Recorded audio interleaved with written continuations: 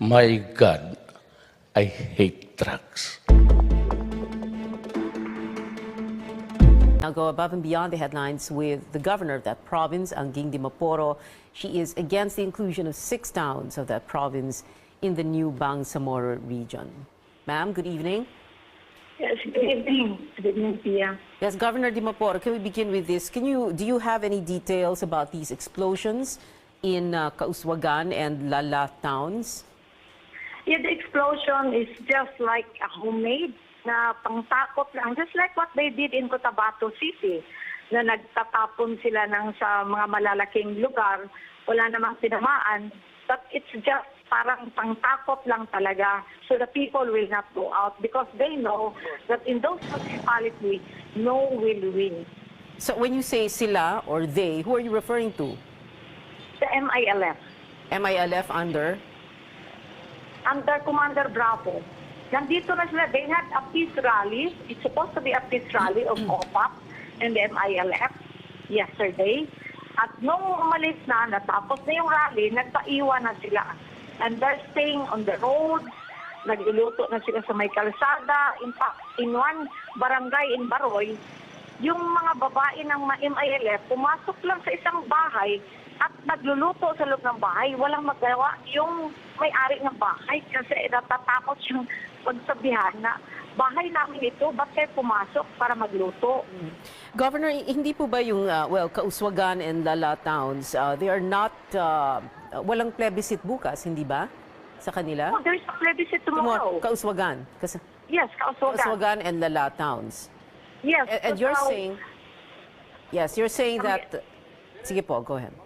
Yung kasi we were able to ask, no, napasayan sa Congress that not only the 6 municipalities will have the plebiscite, but the entire province, the 22 municipalities.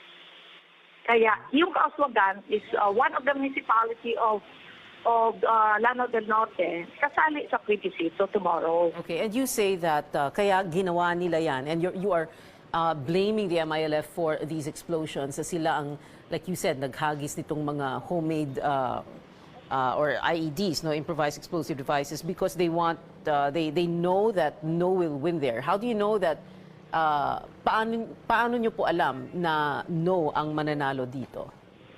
Well, the Kauswagan is a Christian municipality, and they were attacked by the M.I.L.F. in 2000. I see. Ma'am, kanina meron kaming a portion of George Cahilas's report where he used the what we call the soundbite, no, a portion of this the statement of Commander Bravo, and he said, and I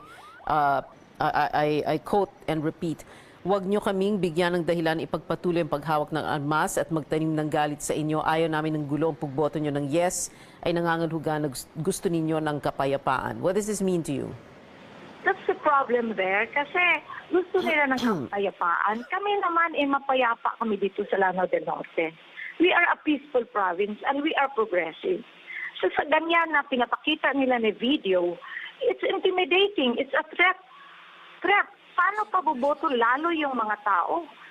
Na nag-viral yung video na yan, na tinatakot yung mga tao na itutuloy nila. Anong peace ang gusto nila? Sa ganyan pa lang, they are already provoking us. What is it about joining the Bangsamoro Autonomous Region that you don't like? Wait, you know, these 6 municipalities are our buffer zones, no? And I'm sorry to say this, but in that provision, there's an 80 billion pesos annually for 20 years. And we don't see, wala kami nakita na magandang, I'm sorry to say this, but wala kami makita na good governance in ARMN. Ito namang 6 na munisipyo, hindi naman namin ito pinabayaan. And it will not only affect us, not only Lanao del Norte, because the 80 billion black grants that we'll be getting, galing po sa mga taxpayers yan. Ma'am, I'm sorry, what did you say? What did you say earlier po? The 6 municipalities are what? I'm sorry, I didn't catch the term you used. The 6 municipalities na gustong kunin ng bangsa Moro Regional Farm, ng farm. Hindi naman namin sila, they were not neglected. Hindi naman sila pinabayaan. All right. So tomorrow is plebiscite day and you are saying na dito sa 6 na bayan na ito mananalo ang no. Opo, kasi Christian-dominated ang Lanao del Norte. And with the attack na ginawa ng M.I.L.F. in 2000, in 2003, and in 2008, killing innocent civilians, how can you expect the Christians to vote? To get those 6 municipalities na yun ang nakakatulong nung pumasok yung mga M.I.L.F. coming from Lanao del Sur. They are the one protecting us. Sila yung hinostage sila yung more than 70 na katao when they attacked Pulambugan in 2008. We asked the mayor of Tangkal na pigilan niya at ipababa niya. Sabi ng mayor ng Tangkal, gagawin namin yan, Dob. Kahit na mamamatay kami, basta hindi nila madadala itong mga hostage na kinuha nila to Lanao del Sur. All right, Governor Angging Dimapor of Lanao del Norte, ma'am, thank you very much for joining us this evening. The second round of the plebiscite in parts of Mindanao will determine whether certain towns will be part of the new Bangsamoro Autonomous Region. On the eve of this referendum, authorities in contested areas allay fears of possible violence. Our George Cahilas joins us live now from Lubod Down in Lanao del Norte. George, what is the situation there right now? Well, Pia, as they say, the heat is on here in Lanao del Norte, a day before voters decide on the fate of the 6 municipalities seeking inclusion in the new Bangsamoro Autonomous Region. In fact, a few minutes ago, we just received reports of explosions in the towns of Kauswagan and Lala towns. Now, 2nd Mechanized Brigade Commander Brigadier General Tom Sidano informed us that they are now investigating those explosions, but so far no damages were incurred.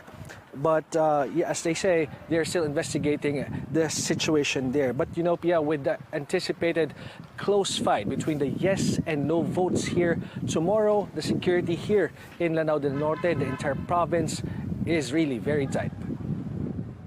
A bomb-sniffing dog that sat in front of a motorcycle parked at the premises of the Christ the King Church in Lala, Lanao del Norte alerts security forces. While hundreds of people are gathered for a mass, authorities clear the area as the sacrament of confirmation goes on. Security forces find out later on that the motorcycle is clear of explosives. Siyempre takot, di maiwasan, matakot talaga kami, pero nasa Panginoon lang talaga ang namin, ang malakas na paniniwala. Security in the province of Lanao del Norte is very tight ahead of Wednesday's Bangsamoro plebiscite. Authorities say spreading rumors of possible bombings and atrocities doesn't help. Hindi dapat tayong matakot dyan sa mga sinasabi nila magkakaroon ng gulo dahil definitely hindi mangyayari yun. In Lanao del Norte, the face of President Duterte appears on both the yes and no campaign materials. For the yes vote, the president's desire to achieve peace through the Bangsamoro Organic Law. And for the no vote, it's the president's move to allow voters in the province to decide on the fate of 6 towns that may form part of the new Bangsamoro region. At the forefront of the yes campaign, Commander Bravo of the Moro Islamic Liberation Front. For the no vote, Lanao del Norte Governor Angging Dimaporo. Huwag ninyo kaming bigyan ng dahilan ay pagpatuloy pa namin ng paghawak ng armas at pagtanim ng galit sa inyo. Ayaw namin ng gulo. Ang pagboto ninyo ng yes ay nakakahulugan na gusto ninyo ng kapayapaan. The rally that they had with OPAP, attacking the Dimaporos. We are not a candidate in this plebiscite. We are talking here of a peaceful province. Sana kung hindi nangyari yan, we could have support the yes. Wala, the OPAP get our political opponents. Kaya naging politika tuloy ito nangyari dito. Dimaporo believes the military is siding with the M.I.L.F. Wala, pinakain kami ng mga military sa mga leon eh. We have reports to them and they never did do any actions. Ang utos sa amin ay we will remain non-partisan in this exercise. Ang aming tungkulin dito is to ensure na magiging maayos, malinis, credible, at of course, secure and safe yung eleksyon.